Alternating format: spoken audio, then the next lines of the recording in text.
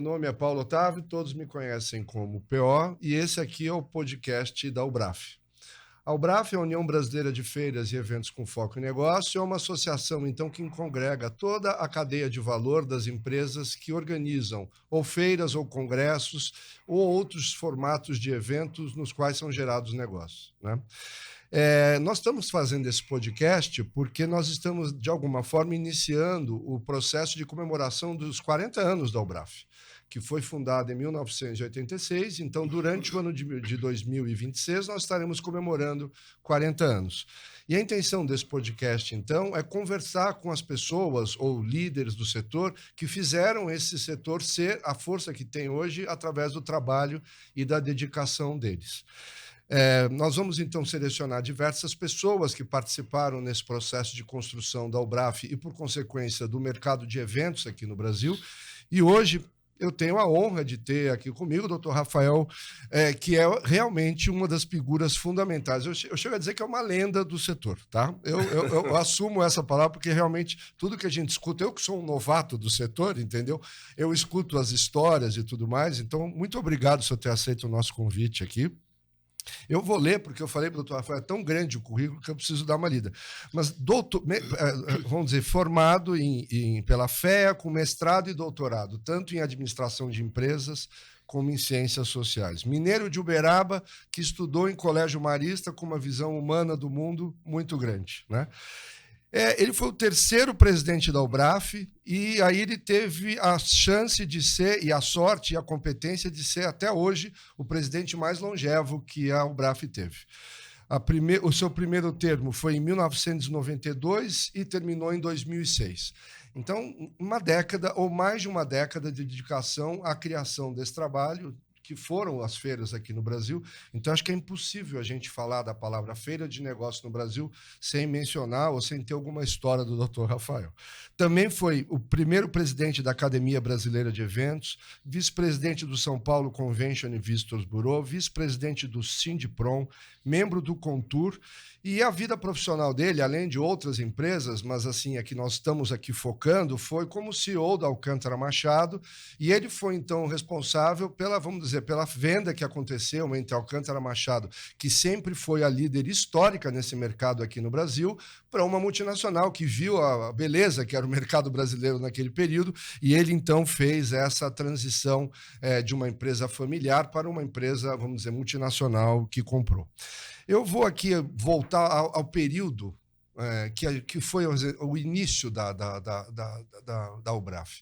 Se a gente for pensar, 86 era aquela época do Sarney, dos fiscais do Sarney, inflação a 80%.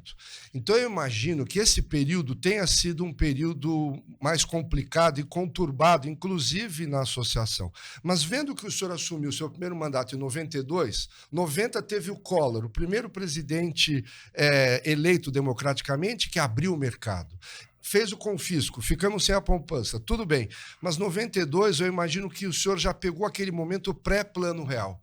Então, assim, independente do formato ou o momento inicial da UBRAF, eu acho que o senhor pegou daí o vento a favor, né? Porque a coisa estava... E acho que e o senhor, pela sua competência, teve esse período longo de fazer, porque eu acho que a década de 90, com tudo que foi conturbado na economia, com fiscos e tudo mais, mas quando veio o Plano Real, eu acho que a coisa foi. Então, assim, na sua visão e com a vivência que o senhor teve, como foi gerenciar ou regulamentar ou trabalhar por um mercado na década de 90 com toda essa conturbada econômica e com fiscos e tudo mais? Ok, depois teve o Plano Real, a gente percebe que continuamos um momento de estabilidade até agora. Mas, assim, do ponto de vista de gestão, o senhor, como presidente, qual era o grande desafio que o senhor via quando o senhor assumiu o seu primeiro mandato para o setor de feiras?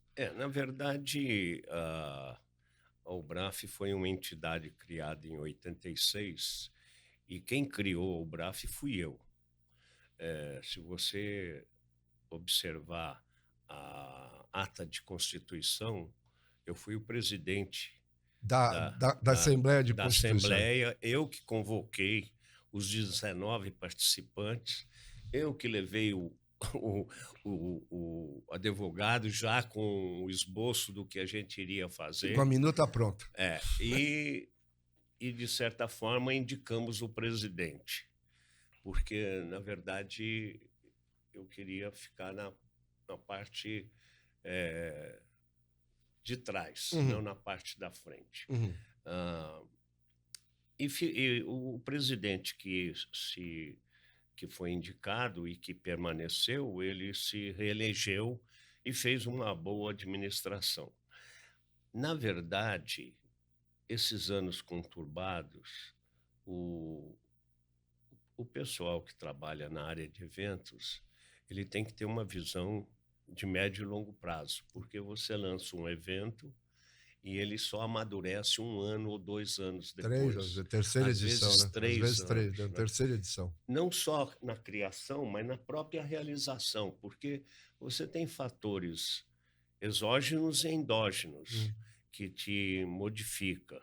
E nessa época aí era uma época conturbada, porque quando teve quando o Collor entrou e que fez aquela... Ele abriu a economia, lembra? Ele Das abriu a carroças, economia, dos carros. Só que com a transformação dos recursos, ele reduziu drasticamente a circulação do dinheiro. Porque... Nem me diga, o plano Collor que faça, que eu fale, né? E muitas pessoas perderam assim o rumo. Nós mesmo, na Alcântara, nós tínhamos um evento que foi adiado. E tivemos uma reunião na própria Federação da Indústria e explicando porque nós precisaríamos adiar aquele momento. 15 de março de 1990 foi o dia do plano Collor. E adiamos para abril. Era bem na data mesmo. Não, adiamos para abril, maio, né? Porque ia acontecer logo em seguida. E, paradoxalmente, a feira acabou sendo um sucesso. Mas nessa reunião eu fiz uma explanação explicando. Falei, olha, nós tivemos agora um hiato, uma descontinuidade. Foi uma curva que sofreu uma descontinuidade. Mas os recursos vão começar a circular. Novamente. Porque você podia, por exemplo, o que estava bloqueado, você podia fazer pagamentos de folha, fazer pagamentos de fornecedores. Então, virou um sistema de troca diferenciado. E com isso aí, permitiu a economia voltar. O que pegou, na verdade... Mas o reflexo nisso nas feiras foi automático, né? Porque dos anos 90 a gente percebe que muitas das marcas que estão, algumas que ainda estão aí muito fortes, surgiram nesse período. Sim. Então foi um período de transformação econômica, de um período, vamos dizer, mais fechado da economia para um período mais aberto. Então as feiras eram verdadeiras vitrines de inovação, imagino, né? Então você tinha os expositores internacionais, as próprias empresas nacionais se desenvolvendo. Então foi assim um período de bonança, vamos chamar assim, do setor de feiras impressionante. Pegou um período bastante interessante, mas você mesmo falou da retenção do dinheiro. O maior problema que surgiu foram para as prefeituras. Os valores eram... Você corria 3% ao mês, ao dia, aliás, a inflação. No Sarney era 80 ao mês. Chegou a chegar a 80% ao mês. Você tinha, imagina isso. Um absurdo. Aí o que acontecia? Muitas áreas públicas, o pessoal manipulava o dinheiro. No dia 1º botava na conta, oferia o resultado e antes do último dia do mês voltava para a conta, certo? E como foi dia 15 que você falou, pegou no meio pegou no meio, né, do caminho. E isso é uma história que até hoje não foi explicada. Tem manchetes dizendo que tinham 100 bilhões de dinheiro problemático. Depois foram flexibilizando e ajustando. O senhor chega a dizer que as feiras ajudaram essa flexibilização da economia na década de 90? Ou seja, Eu não, eram momentos propícios para que essas feiras eu não diria que agilizassem os eu setores não da diria economia? que elas ajudaram, mas eu diria para você o seguinte: nós nos adaptamos à situação. Nós criamos, porque você vendia a feira com um contrato. Hum, E algumas você, no início, você emitia até promissórias. E empresas internacionais não assinam hum. promissórias. Então você tinha que adaptar. Aí criamos o boleto. Tinha um boleto especial que nós criamos junto com a área bancária para a cobrança. E nessa situação em que você falou da, da inflação violenta, nós começamos a usar as ORTNs. Você vendia, mas vinculada a uma Tinha um ORTN. índice que vinculava o preço É, do metro quadrado à inflação para que você pudesse ter correção no período da exato. venda até a Mas realização da feira. nessa época em que você tinha uma inflação que era diária, nós criamos uma situação de correção de índice.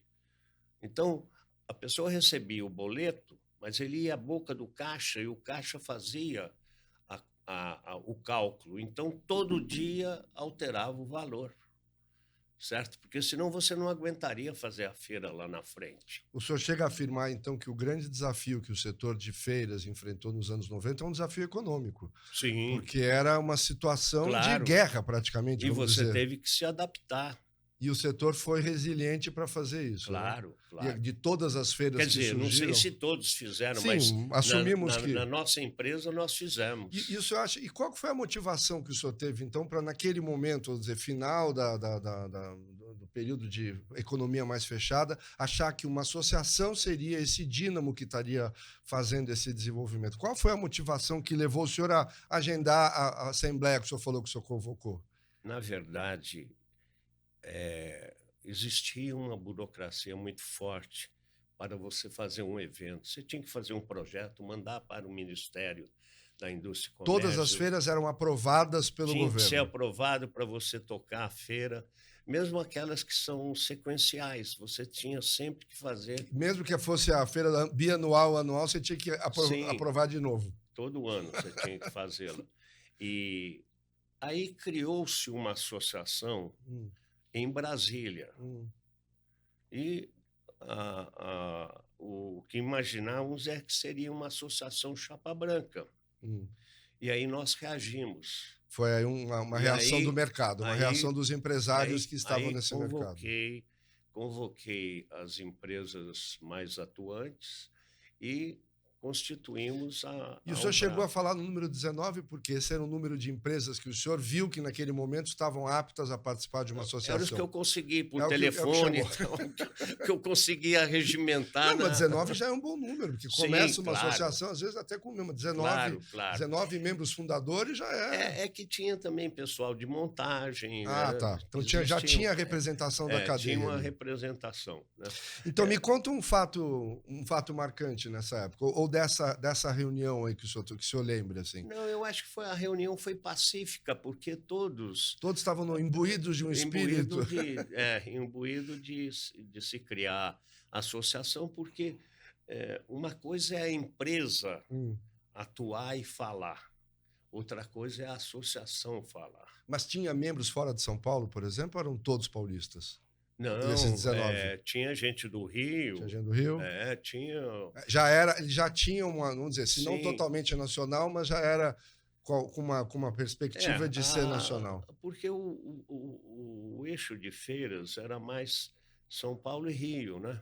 Sim, São Paulo e Rio. sim, naquele período, eu É. acredito. Ah, Hoje a gente está bem não que mais. não existisse feiras, Sim, sim, sim. existiam feiras em outros lugares, mas eram mais regionais. Hum. Agora, a feira com característica comercial e tudo, ela, na verdade, ela se desenvolveu na final da década de 50 e durante a de 60 aqui em São Paulo.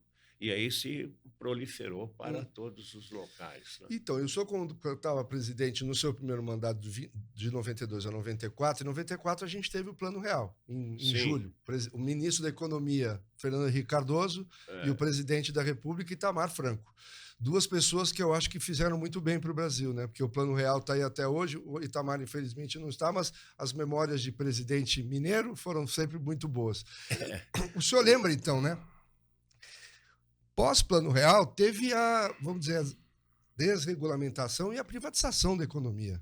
Então, esse foi um momento de oportunidades, a privatização das telefonias. Esse só como um exemplo, né? Sim. Privatizar as empresas telefônicas. O senhor, do ponto de vista de organizador de feira, o senhor estava naquele momento que o senhor viu que tinha oportunidade de se criar muitas feiras, Claro. porque estava se desregulando. Além de se criar feiras, você tinha feiras que atingiram uma determinada dimensão e elas poderiam ser fragmentadas. Começou o tal do spin-off. Então, deixou de ser uma genérica e começou a se especializar. Então, e aí você tem as especializações.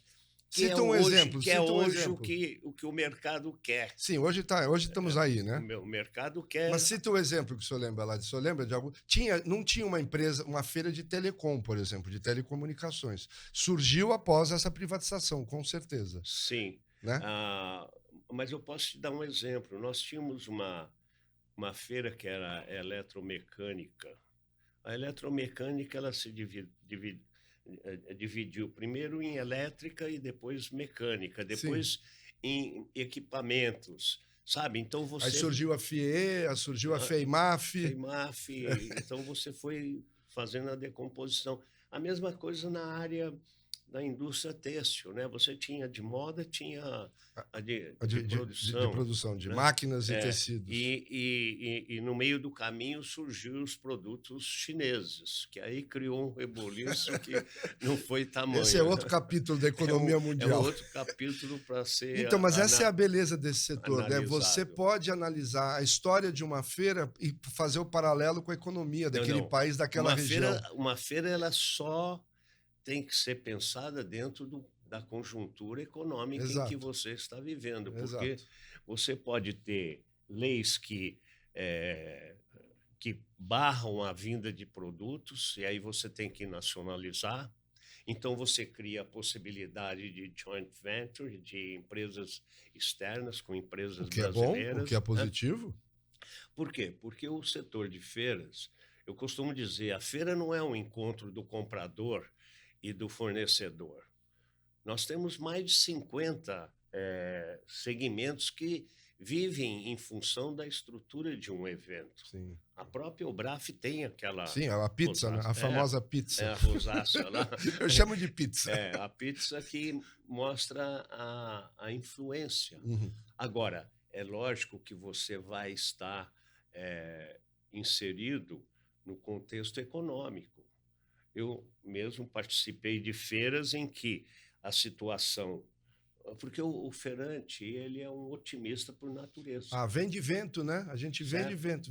O que vai acontecer daqui a 2 anos? O que vai ser lá e vai estar cheio? Você fala sobre um sonho e entrega Exato. os sonhos. Vendedores de sonhos. Boa metáfora. E você entrega os sonhos, você entendeu? Positivo. Então... O que acontece? Eu tive a oportunidade de ver um evento que era exatamente a FEIMAF, em que a situação era diversa. Mas, naquele momento de realização, a presença de muitos... expositores? Não, da América do Sul, vindo da Argentina, os argentinos compradores. Isso mostrou que estava passando por um processo que tinha desaquecido e voltava a aquecer. E realmente o que aconteceu? 6 meses depois, a situação mudou radicalmente nessa área. Então, é um fator econômico que cria uma E situação. São Paulo teve a chance de ter um grande pavilhão em 1970 e, na minha opinião, se transformou num centro de feira de referência mundial e da América Latina, como você está Se falando, né? você pegar, Atraindo os se compradores de você outros países pegar vizinhos. você pegar um gringo qualquer, fechar os olhos dele e jogar dentro de uma feira, lá dentro do AMB, como era, você entendeu? É, ele iria imaginar que estivesse em qualquer lugar, mas menos no Brasil. Uhum. Né? Porque o Brasil sempre foi deteriorado, sempre era do carnaval, era do futebol, Da era da. caipirinha. Então, não sabe a pujança que era o Brasil. Nós Lá, a mesmo, gente, dentro da feira, a gente tinha um Brasil diferente, né? nas promoções que a gente fazia, nas viagens internacionais para divulgar o evento, a gente levava e mostrava a pujança do Brasil, os diversos segmentos. Não, temos muito material sobre isso, e mostrando que aqui no Brasil é um Brasil de oportunidades, e nunca foram abandonadas pelas multinacionais. Não, estão todas Por quê? presentes aí. Porque você tem você tem um consumo bastante expressivo, você tem uma população expressiva, certo? Se não está melhor é por quê? Porque tomaram medidas erradas, estratégicas, políticas, né? Mas o que eu gostaria de dizer é que um evento em uma situação adversa ou numa situação favorável, ele tecnicamente pode ser desenvolvido. Uhum. Porque eu costumo dizer, aqueles que atuam na área de eventos, a adversidade torna-os fortes. Pois é, com Você certeza. entendeu? Porque você é obrigado a interagir. Resiliência é a palavra da vez. Você é obrigado a se adaptar às circunstâncias, né? Então, nós tivemos muitas possibilidades e muitas adversidades. O senhor falou de um evento que, né, foi desafiador, que teve que ser adiado pelo Plano Collor. Agora eu queria que o senhor me contasse uma história engraçada de algum evento que o senhor viveu. De algum evento? De alguma história. Porque essa de ter que cancelar e ter que ir para Brasília, isso aí é preocupante. Foi um sucesso depois, mas eu queria ver uma história engraçada. Mas nós fizemos uma feira chamada Arca de Noé. Talvez seja a feira mais longa que já se teve aqui, certo? Ela pegou de um final de ano e foi até fevereiro. Nossa, o verão todo. Trouxemos tubarões, trouxemos tudo quanto era tipo de bicho. Uhum. Né? E numa área tinha uma... Era como se fosse um zoológico? Eu não entendi. A Arca de Noé. Era um zoológico. A Arca de Noé. E tinha uns tanques com tubarões e tudo. Né? E tinha um estande que era de elefantes. E tinha um filhotinho. Sabe, o filhote Sim, pesa 400 quilos, pesa 500 né? quilos. Certo? E uma das recepcionistas achou de ir puxar os fios do rabinho. Ela achou bonitinho? Não, para fazer a pulseira. Porque tinha era uma onda de pulseira. A pulseira é preta, parece um corinho. E ela, assim, na hora de puxar, ela levou uma trombada um coice? Quebrou o braço. Quebrou o braço. Coitada. De noite, as aves que nós trouxemos botavam ovos. Então, você tinha que recolher de manhã. Isso foi no AMB? No AMB. Nossa. No AMB. Foi uma feira maravilhosa, mas do ponto de vista econômico, financeiro, ela deixou a desejar, certo? Você teve que fazer um investimento pesado e o retorno foi mínimo. Mas isso é muito dessa história, né? Porque é aquela coisa, né? Todo mundo só vê as pingas que a gente toma mas e não ninguém os tombos. Os tombos, né? Ninguém vê. E feira, a gente sabe que as feiras, elas são grandes vitrines, são grandes palcos, são grandes momentos de celebração, Mas nós não temos só feiras de sucesso. Tem muitas, mas existem feiras que, infelizmente, deixaram de existir, seja por características econômicas, e assim a vida É, continua, né? Não é nenhum demérito isso, né? é. É uma Os característica. feirantes, na verdade, são grandes Eu gosto quando o senhor falou cozinheiros. otimista. Otimista é com certeza. Não, Otimista, isso acho que é a é condição básica para fundamental. trabalhar no setor. Eu costumo dizer que em feira acontece o seguinte: ou você ama estar dentro, ou você odeia estar fora. Perfeito. Ou é perfil ou não é. Não tem Não tem meio jeito, termo. né? Mas nós, como cozinheiro, a gente faz o prato e entrega. Uhum. Porque o que, que o feirante faz? Ele faz a arena dos Pois negócios, é. né? E não é só de negócio, porque você tem, de um lado, quem vende, do lado, quem compra, você tem um estudante, você tem um formador de opinião, você tem um O financiador, jornalista, você o põe político. formador de opinião, e você tem também a possibilidade de desenvolver negócios, de empresas que vêm para cá para distribuir produtos e acertam um joint para usar os canais de alguém que já tem produtos semelhantes, ou faz um joint venture de participação e traz o produto, traz a tecnologia. Você tem, porque muitos pensam o seguinte: pô, eu vou estar numa feira junto com todos os meus concorrentes. Pô, mas a pior coisa que pode acontecer de você não estar numa feira com todos os seus concorrentes é que vão imaginar por que, que ele não está aqui, Quebrou. certo? Está quebrado, não tem produto para mostrar, não pode ser comparado, e aí você é que perde, certo? Então, a pior coisa que pode acontecer é você não estar na feira e ninguém perceber. É sinal que você ficou fora do mercado. Então, mas a gente olhando, ou seja, a gente pode. As feiras existem há muito tempo, é só ver a história da Alemanha, né? Ou as próprias, né? Os outros países europeus que têm uma tradição maior. Aqui no Brasil, a gente pode dizer que nesses últimos 40 anos, ou desde que se iniciou a Albraf em 86, é que esse mercado se desenvolveu mais. Eu vejo que o senhor está extremamente conectado com as tendências de hoje em dia. Então, eu queria saber uma visão, como o senhor que foi um pilar desse mercado, como o senhor vê o mercado de feiras hoje?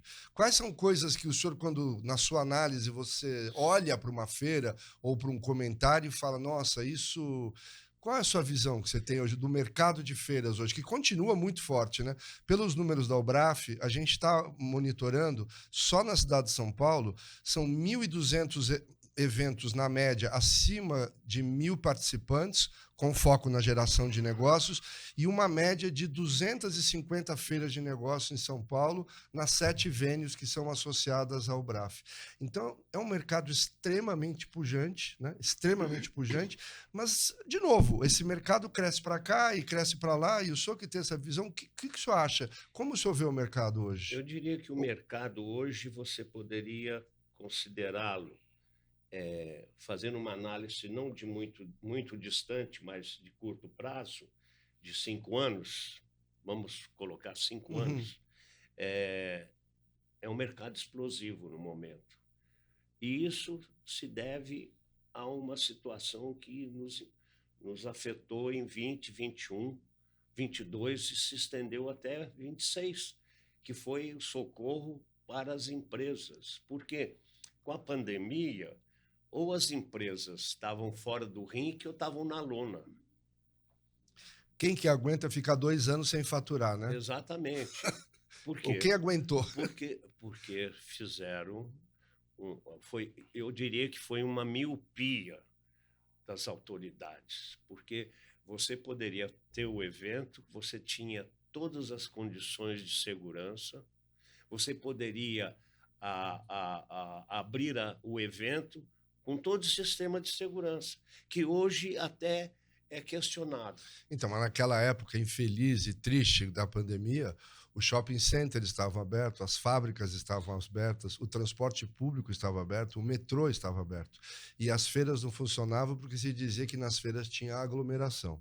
Então, realmente, foi uma situação muito difícil da gente engolir isso, né? Porque Então, era uma coisa que você fala, mas eu mas diria que nós somos a solução, não o problema. eu diria que foi uma miopia governamental, Uhum. porque uma série de dispositivos de segurança foram criados. Você entrava, passava por um túnel, Sim, sabe? usava Então, tudo, máscara, luva, até então capacete. você tinha todas as condições, mas isolou o pessoal. E o ser humano, que é um ser gregário, Gregário. ele partiu para uma situação extrema e entrou num processo mental corrosivo até. O que aconteceu? Quando liberou, foi uma liberação geral. E aí a aglomeração passou a ser de interesse de todos os grupos. Sim, o ser humano é gregário. Vivemos vista, em aglomeração nos últimos 20 mil anos. Haja vista que as feiras que tentaram fazer virtualmente, não deram certo. Elas não dão certo, porque você não O senhor escutou muito da pandemia também, que os eventos presenciais iam acabar e que tudo seria virtual. Jamais. Essa era uma miopia também, né? Nós lá atrás tentamos desenvolver um processo virtual e depois desistimos. Porque não funciona. Porque você não tem... Você tem o olho no olho. Sim, a presença física, o contato. Você tem a festa que acontece. Apertar a mão para um negócio. Apertar a mão para fechado. Fechado o negócio, a comunicação, a empatia que se cria. Isso você não consegue numa tela... Nem com a melhor tecnologia do mundo. Exato. Então, bom, pelo menos desenvolvida até hoje. Daqui a 100 anos não sabemos. O que aconteceu? Eu diria que todos os eventos que começaram já o ano passado vieram uma curva ascendente. Os números da UF, que fazem essa, vamos dizer, compilação mundial, eles mostram já que o ano de 2024 já foi superior a 2019, mesmo que, levando em consideração o período inflacionário. Então, vamos dizer, descontada a inflação, 2024 já foi... Foi um crescimento real. Foi um crescimento real, e 24 e 23 já foram maiores que 2019, que foi o primeiro ano cheio antes da pandemia. Então, nós estamos numa tendência ascendente. E acho que a pandemia foi eu vou usar um termo até ruim, mas foi um acelerador de crescimento para esse setor. Por causa do ser humano. Perfeito. Que ele tem essa necessidade de... E o que o senhor vê de futuro para o Braf? Então, a Braf é uma associação que fala por eventos com foco em negócio. Já discutimos que o ser humano é gregário, então o presencial é imbatível. Já discutimos que as atividades virtuais não substituem o virtual. Não. Que as feiras acontecem em praticamente todos os setores da economia. Muito difícil encontrar um setor da economia que não tenha uma feira. Então, assim, como o senhor vê os próximos 40 anos da UBRAF ou os próximos 40 anos desse setor? No momento, hoje na minha humilde opinião, eu vejo a área de eventos, primeiro, se especializando, extremamente especializada, em que você vai num evento que te interessa e não um evento genérico. A área institucional das empresas também cresceram significativamente. Verdade. Então, o corporativo é muito importante. Sim, a imagem corporativa das marcas hoje em dia no mundo ultra midiático é fundamental, né? Você faz uma relação com o futebol, que aqui no Brasil ele não é dado a devida consideração, mas você vê esse campeonato mundial aí... de clubes. O primeiro jogo que teve do Palmeiras, a Globo teve 50 milhões de espectadores. Não tem tanto palmeirense assim, acho. Os corintianos assistiram também. Certo? Não, qualquer brasileiro tinha que ter assistido. Verdade. Certo? Eu, por exemplo, assisti todos os jogos e torci por todos os times. E fico imensamente satisfeito de ver. Nós que sempre fomos o paradigma em futebol, nós estamos com os 4. Muito bom isso, né? Desgraçadamente vai ter um que vai ser eliminado aí no sábado. Faz parte da vida. Foi para a 8ª e não foi para a 4ª. Como tudo na vida, isso faz parte. Mas isso mostra Aí você vê a propaganda toda em cima da área do esporte, que é muito forte, né? Então, eu vejo os eventos corporativos em grande desenvolvimento, né? Haja vista o que o próprio Salão do Automóvel sofreu, né? Por quê? O brasileiro ele quer fazer uma apresentação esplendorosa. Sim. Ao invés de promover o produto, ele promove o stand, certo? São verdadeiros castelos. Ou Né? então, isso aí é algo que a gente não conseguiu no tempo alterar. Até tentamos, sabe, na área de moda, mas não conseguimos. É próprio do brasileiro É querer. muito cultural, uma coisa difícil mesmo. Né? E apesar de e os gringos, quando vêm, acham que são estandes fantásticos, fundamentais, porque nenhum país do mundo tem esse tipo de qualidade em stand. Lógico, pô, os Estados Unidos tem stand até de... paper and drive, né? A correntinha. Né? Eles põem um armadinho, uma cortininha assim. Exato. Então, eu acho que os corporativos vão ter um crescimento muito grande. Porque a colaboração entre as pessoas, né? Essa coisa de ficar no Zoom não leva à colaboração. As pessoas do corporativo precisam se encontrar. E aí, no encontro que as pessoas têm ideias e surgem grupos e movimentos e as pessoas se encontram. Então, eu li outro dia um artigo que falava que os eventos são o novo escritório, porque o escritório deixou de ter uma preponderância porque algumas pessoas podem estar trabalhando remotamente, mas o evento é o momento da colaboração, do encontro. Então, mas você vê, você mesmo viveu, e nós também vivemos, o Salão do Automóvel tinha um determinado dia que trazia os funcionários da área de produção. As famílias, não eram os funcionários. Os funcionários e as famílias. E as famílias. E era um privilégio ver o produto que ele trabalha. Em primeira mão. Antes do presidente da República. Era antes do presidente, hein?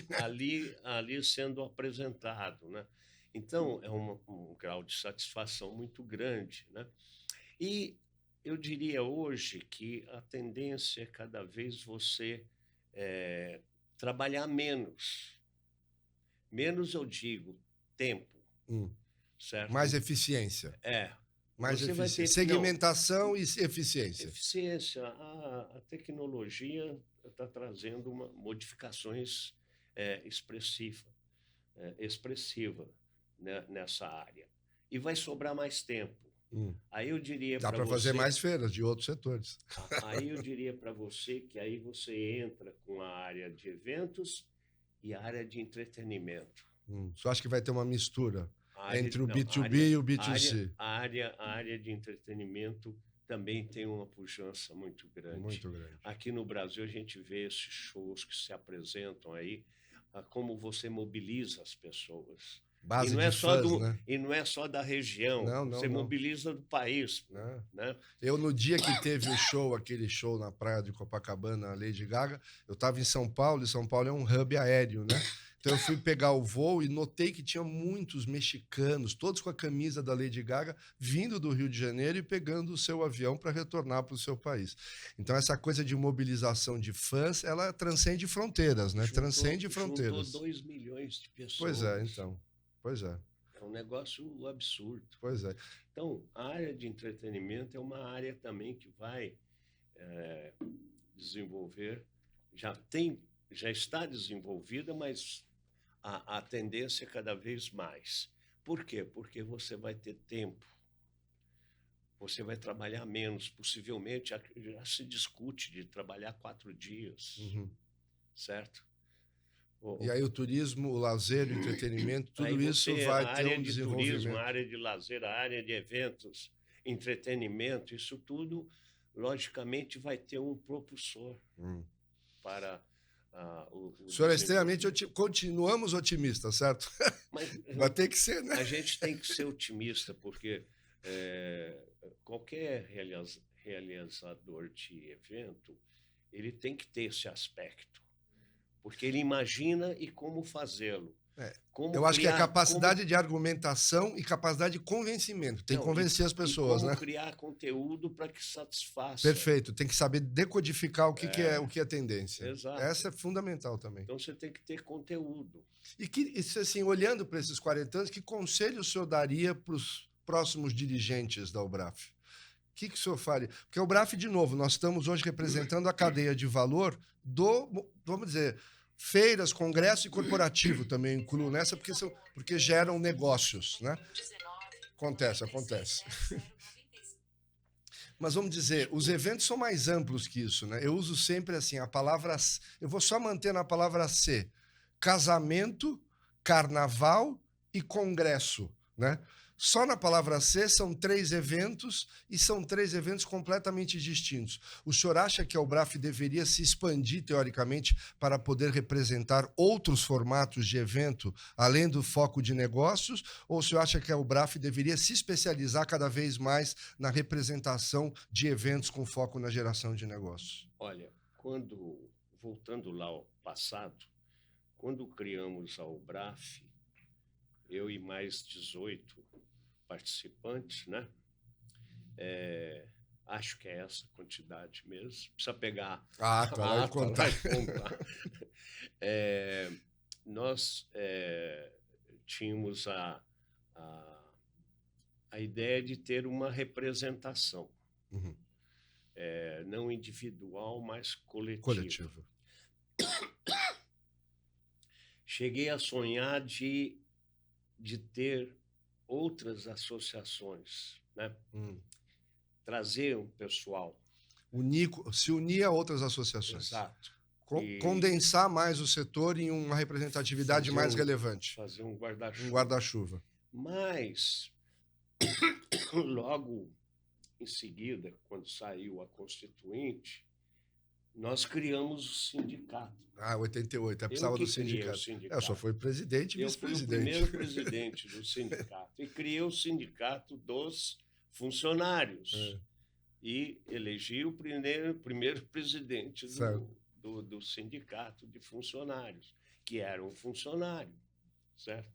E a ideia era a gente congregar as empresas todas da área de evento. Então, o sindicato iria funcionar como esse agregador? Para você ver o volume de participantes na Ubraf e o volume de participantes do Sindiprom. Maior. Nós temos 5 mil por aí. O Sindiprom sempre foi muito maior. Nós temos 5 mil empresas. Sempre foi muito maior. Mas, quando nós criamos o sindicato, eu tive que participar de diversas reuniões, porque nós fomos depois criar também a confederação. E aí tivemos que bater com sindicatos que usufruíam das benesses das contribuições. Então, aí é uma outra entrevista para se falar. Eu tive reunião até com o pessoal da área de teatro, porque eles achavam que a gente estava entrando na área. Já existia um conflito. Já existia um conflito com o entretenimento. Já tinha sindicatos que achavam distintos. E aí nós tínhamos que explicar. Você acha que uma fusão, então, dos sindicatos ou das associações seria um movimento válido? Algumas atividades eu acho que poderia ser. Obrigado. Eu acho que poderia ser analisada, porque o importante é você ter a representação. Sim. Certo? E que ela seja vista como sendo uma representação. Você cria um grupo e vai dizer que é um grupo de elitista que quer usufruir, tirar proveito. Sim. Certo? Porque o trabalho que nós fizemos na Ubraf, e eu pessoalmente, o Souza, pessoalmente. Souza estará aqui no futuro. Será um dos entrevistados. Eu e o Souza, quantas vezes não fomos a Brasília, quantas vezes não participamos das câmaras setoriais, certo? Então, a Ubraf, com isso, criou uma presença muito forte junto aos órgãos de governo. E não é o um ministro, não, é pessoal permanente, que é o segundo escalão, terceiro escalão, segundo escalão, certo? Porque esses permanecem, mudam os ministros, mas esse pessoal permanece. Nós criamos. Eu posso dar aqui um depoimento, eu sou novato no setor, atualmente eu sou um dos dirigentes da UBRAF, já tive a oportunidade de ir a Brasília e sempre percebi que a imagem que a UBRAF tem é uma imagem muito consistente. Forte. É muito consistente. Muito Todas as forte. pessoas, quando a gente se apresenta como UBRAF, ela realmente é uma entidade que é vista como uma potência do setor, porque ela representa um setor econômico muito relevante e eu acredito que essa fundação que o senhor fez com os outros 18, ali tinha uma força tão grande que ela até hoje, essa força continua forte, tá? Ela não diminuiu, ela não arrefeceu, ela não perdeu representatividade. Hoje acredito que o mercado esteja crescendo. Hoje a gente tem a sorte de na UBRAF ter mais de 100 associados, né? Mas na minha visão, e conversando com o Paulo Ventura, presidente do conselho, eu chego a falar para ele que a gente deveria ter mais pelo menos uns 20 ou 30 associados para a gente ter realmente uma representatividade nacional. Então, assim, se naquele momento a gente, né, em 1986, talvez não tivesse total representatividade nacional, mesmo agora, 40 anos depois, eu acredito que a gente está no caminho, pela força da imagem de marca, a realmente obter uma representatividade nacional única. E o próprio sindicato fez isso, porque nós replicamos o sindicato no Rio de Janeiro, em Minas Gerais. Mas não são todos os estados que têm, são alguns que têm, né? Alguns estados, alguns ainda têm, é verdade. Então, isso aí foi replicado, porque o sindicato ele acaba sendo forte. Sim. Forte na representação, porque ele tem... É um representante da sociedade civil. Os números são relevantes, né? Mas a UBRAF, ela criou um diálogo muito firme com a área governamental. E o nosso catálogo também acabou sendo distribuído para os deputados e... Não, e no exterior. Através do Itamaraty, uma relação muito forte com o Itamaraty. Então, e nesse aspecto, as mudanças que a gente conseguiu fazer na UBRAF, nós tivemos o Armandinho... Outro futuro entrevistado?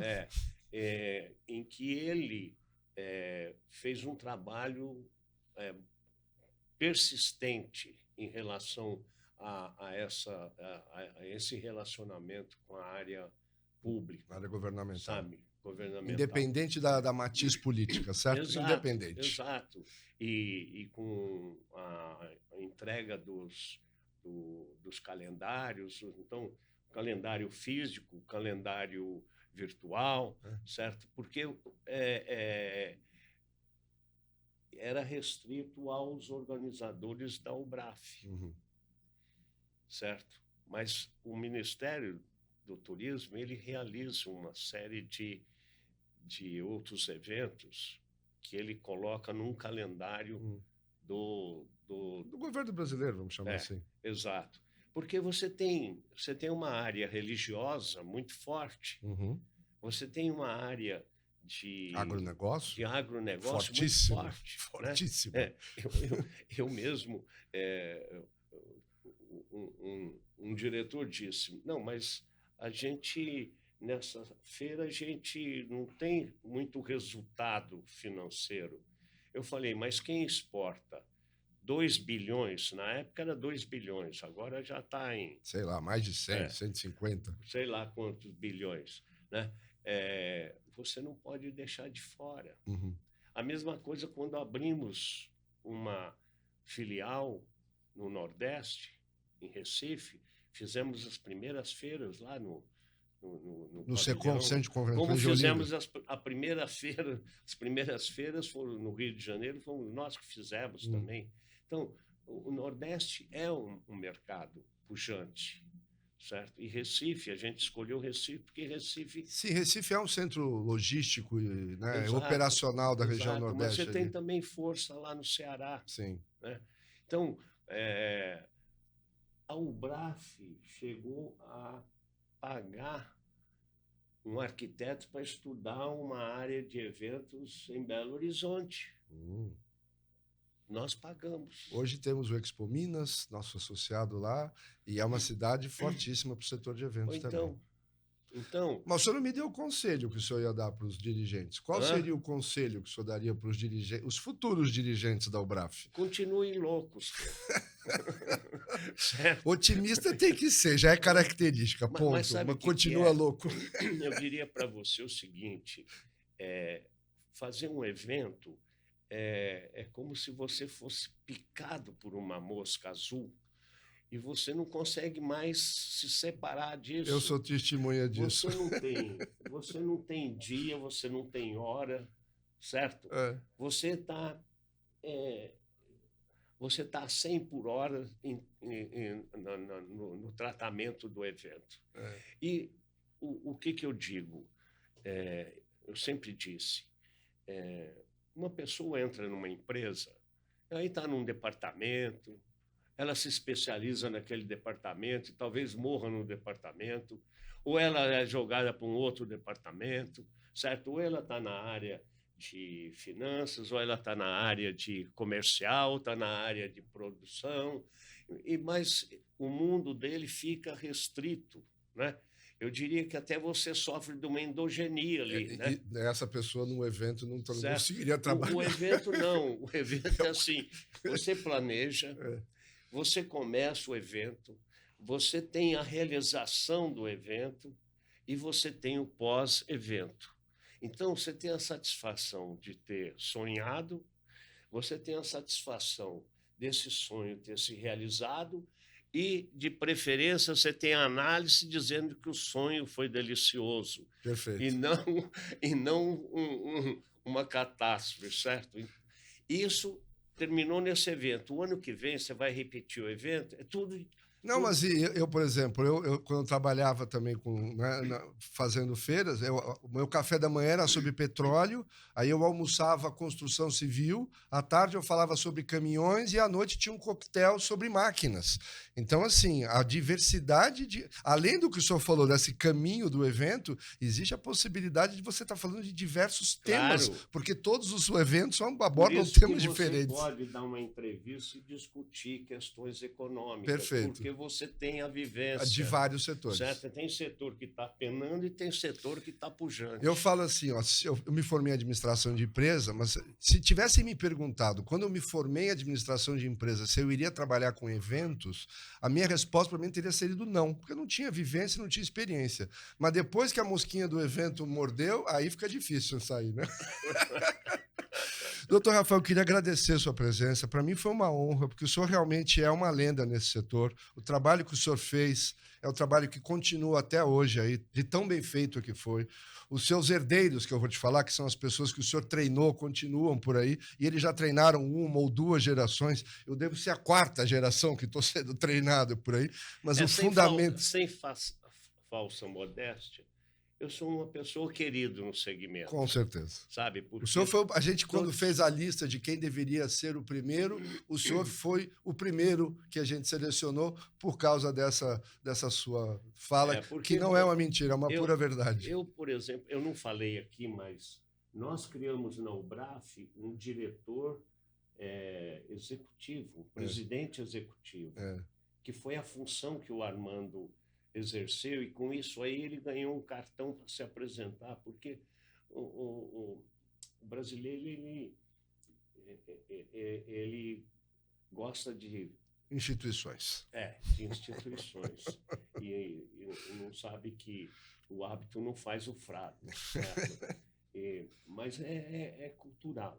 Então ele ia se apresentar, tinha presidente, aí ele entrava como diretor, aí criou a figura do presidente executivo, e que foi uma função muito importante. Continua até hoje? Ele está 8 horas ligado, o tempo todo ligado na atividade, diferente de um presidente. Sim, que está no seu dia a dia e em alguns momentos ele entra. Exato. Então, hoje nós temos isso. Convention Bureau, criou essa situação, Uhum. mas nós já tínhamos criado lá atrás, Perfeito. bem antes. Então, os exemplos, a instituição, a governança, as pessoas envolvidas, acho que o setor só tem a se agradecer. Nós vamos, no dia 8 e 9 de dezembro desse ano, fazer a segunda edição do nosso evento Experience Expo, e eu conto com a sua presença lá, porque além de o senhor ser uma figura querida, a gente tem que ouvir os seus conselhos e ouvir os seus pontos de vista, porque continuam muito válidos. E eu agradeço aqui, então, em nome da equipe da Ubraf, o tempo que o senhor dedicou por estar aqui. E que eu não posso dizer, mas nós estamos preparando as comemorações dos 40 anos. E vamos fazer coisas muito interessantes, então o senhor tem que estar com a agenda disponível para a gente. Claro. Quando o Rodrigo ligar para você e falar para o senhor reservar a agenda, sabe que será coisa boa, então. Então, muito obrigado. Não sei se o senhor quer falar alguma mensagem final, mas eu agradeço de coração a sua presença aqui. Eu agradeço, porque um ditado chinês diz que uma grande caminhada começa com o primeiro passo. E nós demos o primeiro passo muito lá bem atrás, feito. Certo? E a caminhada continua. Certo? E com passos bem firmes. E é o que eu espero que a associação continue dentro desse espírito. Nós tentaremos seguir os seus conselhos. Então, eu agradeço a oportunidade de ter batido esse papo gostoso aqui. Muito obrigado. Você. Então, eu espero que você que esteja nos ouvindo ou vendo tenha gostado também. Esse, então, aqui é um dos momentos que a gente está fazendo para comemorar os 40 anos da Ubraf. Eu já mencionei aqui alguns nomes em primeira mão e a gente terá outros momentos como esse. Agradeço aí pela sua audiência, pela sua paciência e nos vemos uma próxima vez. Muito obrigado. Tchau.